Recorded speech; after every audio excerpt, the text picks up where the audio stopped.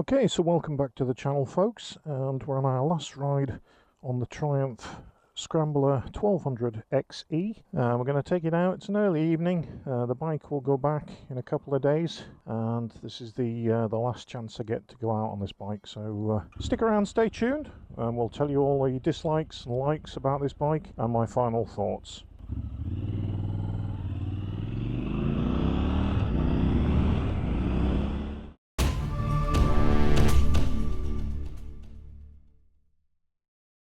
So welcome back, guys, and yeah, the last ride. I'm sad to see this one go back. So in my opinion, quite frankly, it's been the best Triumph that I've tested so far. Now in some ways the bike is quite challenging, and I mean that from a height perspective, but they do a XC version, which is the lower version of the two. Larger travel of suspension on this one of 50mm more at 250mm over the 200mm on the XC version. So what do I like about the bike? Well, the bike, as you can tell, has really blown me away, and I didn't know what to expect when this came, with it being a scrambler and kind of 50 on-road, 50 off-road in percentage wise. Do I think it's an off-road bike? Not really. I think it's more classed in the adventure bike market, and let's face it, how many of us own adventure bikes and don't actually take them off-road? Now that's not a bad thing. That's a good thing, and this bike has really blown me away. And the reasons why is mainly that engine is just superb. That 1200cc motor with a smooth gearbox, slip and assist clutch, and also just an absolute dream to ride. So all the torque is very low down, so whatever gear you're in on this bike, you just open the throttle and you've got instant power. Really, really nice. The other things that I like on the bike, the dashboard, the instrument cluster. Now, while some say it would be more suited to an analog clock with the tradition of the Bonneville range, I think on this bike the clocks on here suit it. Very clear, all the information is there to hand that you would need. Even though this bike's filled with a raft of electronic aids, it's not all over the dash and in your face. I quite like that. What else do I like about the clocks? Well, I believe they actually tilt back and forward at a different angle. I've not done that yet, and that's for if the sunlight's hitting the screen and you're getting a bit of a glare off it, so that's a good thing to have. The suspension on the bike, now I mentioned in the last video, I thought it was better than my Yamaha MT10 electronic suspension, and just the way this thing's set up, front and rear, maybe the tyres, 21-inch front wheel, but it really is one of the comfiest rides and nicest handling bikes I've ridden for a long time. And that slip and assist clutch, like I said, is really nice. You don't really need to pull it in too far to change gear, and it's got the best brakes. So great suspension, great engine, great brakes. What more could you ask for? You've done a great job, Triumph. Other things on the bike, I said the seat was quite firm in the last video, but comfortable. And having ridden this a few hundred miles now, it really is one of the comfiest bikes as well. Now, would it suit all people? Probably not. Most seats don't. But for me, with my skinny ass, it's really comfy. Not too much on the firm side. I think sometimes when you sat upright like this, if the seat's soft and you sink into it, you get like heat spots on your backsides. None of that. It's nice and firm and very comfortable. So we'll just stop here and get a couple of pickies.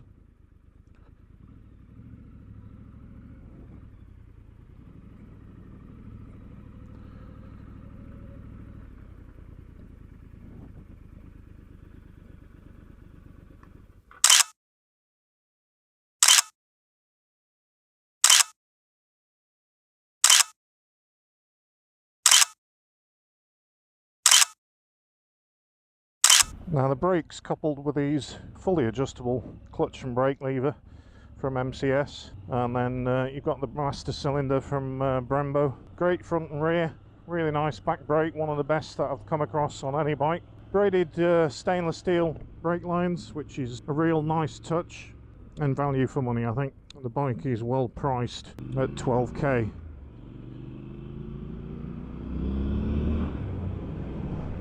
really nice plush ride.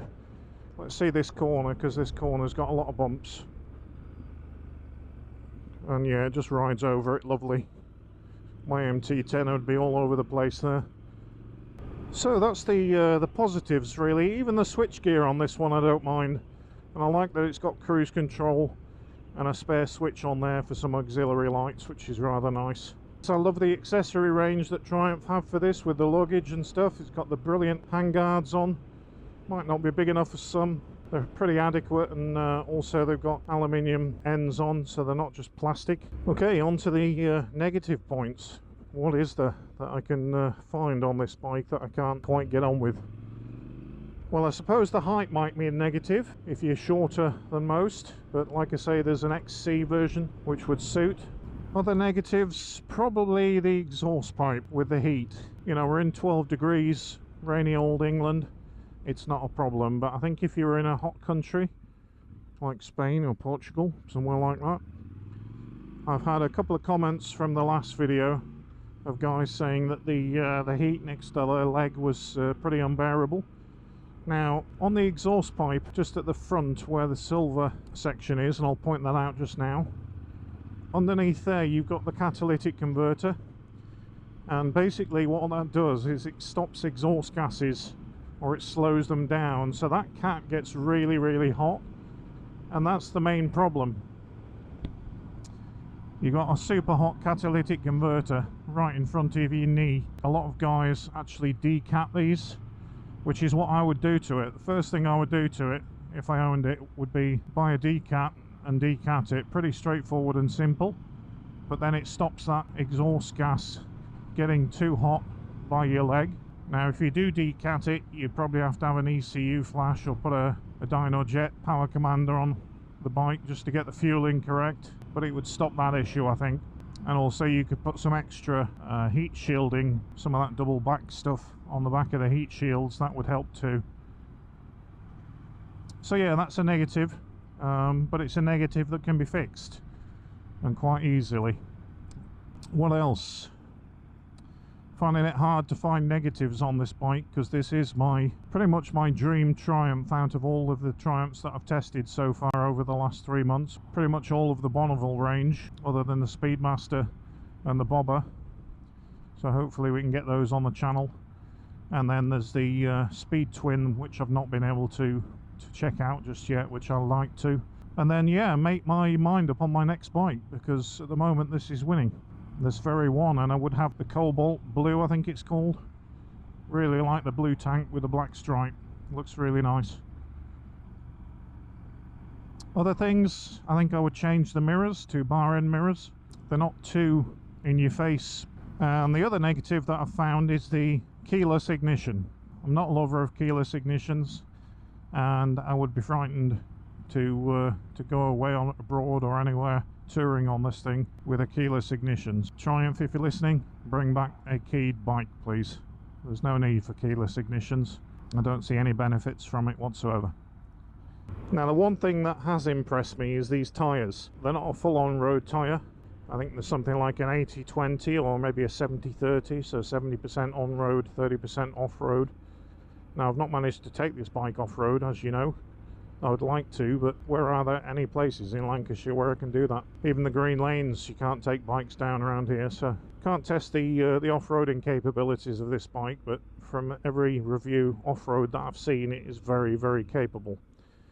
But what surprised me actually is how these tyres handle on the road.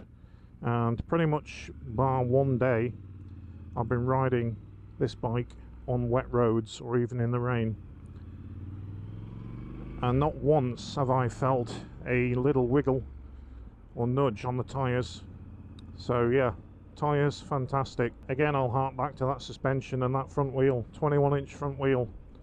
A lot of the adventure bikes have got bigger front wheels, and for UK roads and road riding with the potholes and uneven surfaces, really like a bigger front wheel.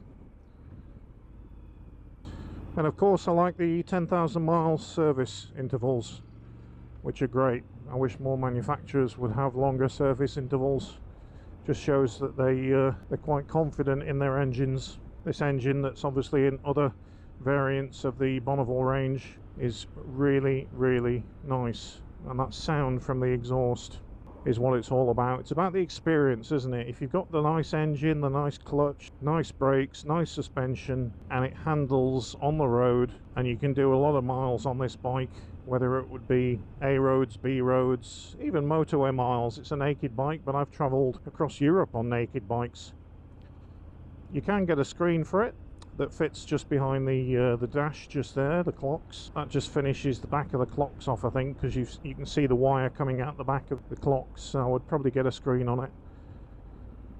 But yeah, if you're considering a Triumph Scrambler, or any Scrambler out there, there's a few out there, then I would recommend go and test ride one of these. I think you'll be pleasantly surprised how refined this thing feels. A lot of thought has gone into this bike, and also build quality really is good. So that's my final thoughts, guys, on the Triumph 1200 Scrambler, the XE version. I have requested that we can test the XC version and just compare the two really between them. So let's see when that comes. But yeah, if you're not a subscriber to the channel, then please subscribe to the channel and ding that bell if you want notifications of future videos coming up. We've got lots more coming on the channel over the winter months, and also we'll be continuing some more Sunday series rides as we go through winter. So yeah, have a great week, guys, and we'll catch you on another video soon. Cheers, guys.